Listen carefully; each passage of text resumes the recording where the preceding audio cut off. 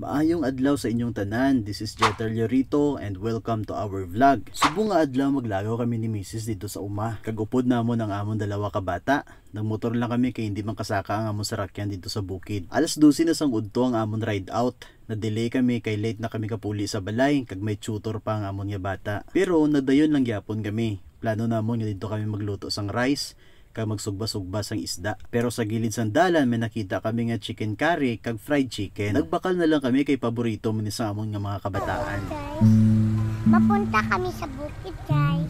Kasi papunta kami sa Mainit gid ang amon nga ride. Alas 12 gibalas ang udto ang amon nga ride out. Pero enjoy man gyapon, labi na gid ang amon nga mga kabataan. Kag ginasanay naman namon ni sila nga maglagaw-lagaw sa mga kabukiran. Kay kung sa syudad sila maglagaw, abaw perti ka gasto. Diri sa bukid, bukas lang kagidamos or bagoong ang balon, solved na. Close to nature ka pa. Amugli ning dalan paadto sa uma. Perti ini kataas, pero damo nga salamat sa aton nga gobyerno kay subong nami na. Sang una abi perti ka kalain ng dalan kag buhay gid ang mga motorista nga nagaagi diri. Kagkabudlay gid ipagawas ang mga produkto halin sa ilang nga mga uma. Pero subong ging grader na kag ginpison pa. Kag manami na. Bala takladon basta hindi lang bato-bato kag lubak-lubak ang imong ginaagyan. Perte ka nami gid siya paagyan sa motor. So ari na kag pasulod na kita sa uma. Medyo mabudlay ang dalan pero kaya man. Pasalamat na lang gid ko kay wala nag-ulan. Kay kung nag-ulan perte gid na diri ka danlog. Kag halos hindi gid magtiyo ang imong tire. Tungod sang kapilit sang lupa. Kag ari na naman si Mrs.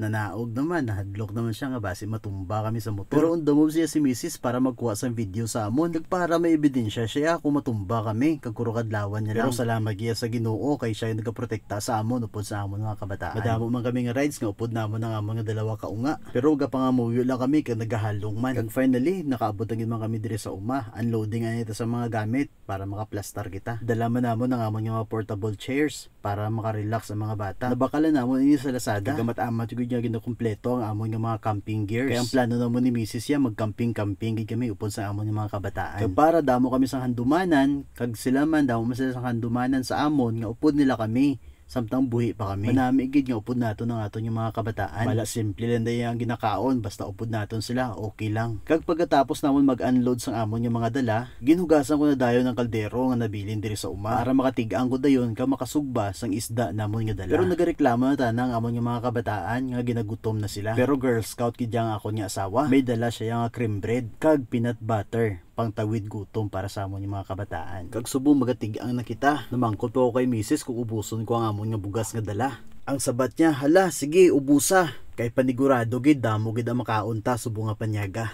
So ipakita ko na sa inyo kung paano ako nagluto diri sa uma. Malayo gid ini sa mga shilling nga ginagamit naton nga lutuan sa aton panimalay. Very traditional gid ni. Kag tama na anay nga voice over ni. Kay sa video naga-istorya magyapon ko diri. Si Mama sit tapos sa niya kamera. Hindi kita yung mabuhay nga mga ilonggo kung wala sang bugas. Tansya lang eh. Ubuson na lang ga.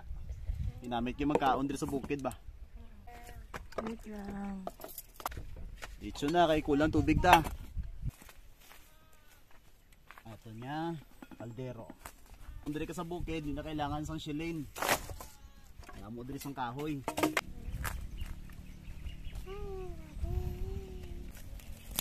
Okay. Dapat sa gasol ya. Yan na kayo. Kag nagsagrab na ang ato niya kalayo. Huypon anay para mas magdako pagid ini. Pabudlay magluto diri sa kahoy. Mahigkuan ka pa, huyop-huyop pa, kag perte pagid ka pait sang aso. So iplastaran nato ng ato nga tinigang. Samtang nasunad nato ng ato tinigang, magkuan na kita sang dahon sang saging. Kay diri nato ni butang ato nga pagkaon karon. So muna yung amon isda. So ano namon sa mga udto.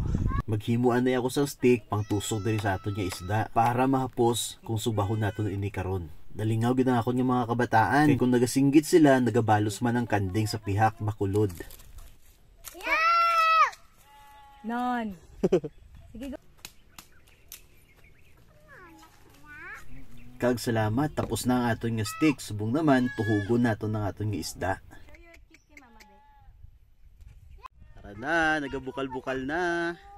Katawhay gid diri sa uma. Hindi na kailangan ng aircon. Kaya unlimited gid diri ang huyop sa hangin. Perte ka presko. Ang problema lang diri kay naga dry skin ka lang. Kag syempre, ang tubig nga ilim nun. Kay halin diri sa amon uma, mga 1 kilometer pa ang ginakwaan namon sa tubig. Pero namit ang ilang nga tubig diri kay halin kita sa tuburan. Tig-ara na, luto na ang aton nga tinigang. Isunod naman nato ang aton nga sinugba nga isda. Budlay kita na magsugba diri sa bukid. Pait mata mo. Piti ka aso. Hindi pa pwede lapi ng imo na pilasa. Ay salamat pagkatapos sa isa ka oras naluto gid man ang amon nga isda kag amon nga tinigang. Kagimplastar na ni Mrs. ang amon nga pagkaon diri sa dahon sang saging. Gibutangan niya ang isda, kag gibutangan ni isang kanon. Kag syempre gibutang niya man ang paborito sa amon nga mga kabataan, ang fried chicken kag amon nga chicken curry. Kag bagoong para sa amon nga sausawan. Nag-slice man si Mrs. ang saba para may panghimagas kita. So daw hindi nagikita kahulat kay gutom-gutom na gid. So pasalamat ani kita sa aton nga buhi nga Dios sa pag-provide sa aton nga pagkaon sa buong to. Salamat sa tiong ginawa nga makalaga kami pero sa farm. Kasalamat sa Robel sa mga kanang salamat regards sa mga foods ikaw mag-bless nyo mga sa mga. So prayer, it's been a prayer. Amen! Amen. Ayun na.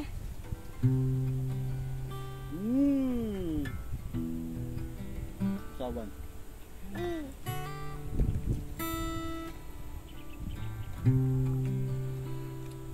Tira, ako dito na.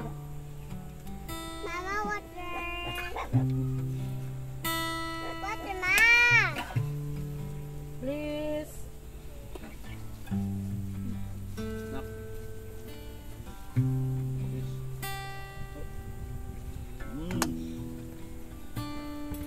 Okay daw.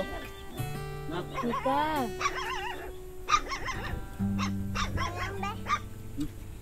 Walang papa.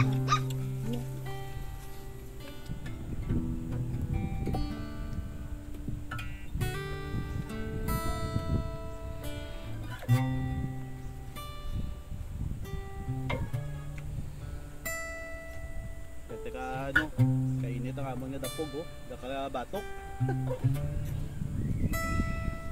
Ako pati namin ang sinugba. Salsa sa bagoong. Sagol sa kanon. May gabi nagkaon tinapay. Lagyan ka lang ng bukog para karoon pa ka sa dog. The best. Ba, very good ang anak ko ba? Ikaw na bisa sang sang tinapay. Ginaka peanut butter.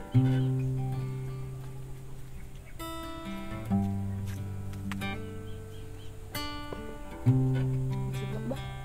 Man, Gusto ko na matulog. ubusan na niya tapos na. Tulog na diyan. Pagkatapos naman magkaon, nagplastar na kami diri sa duyan sa kubo. Kaya ginatuyo na ang amon nga mga kabataan.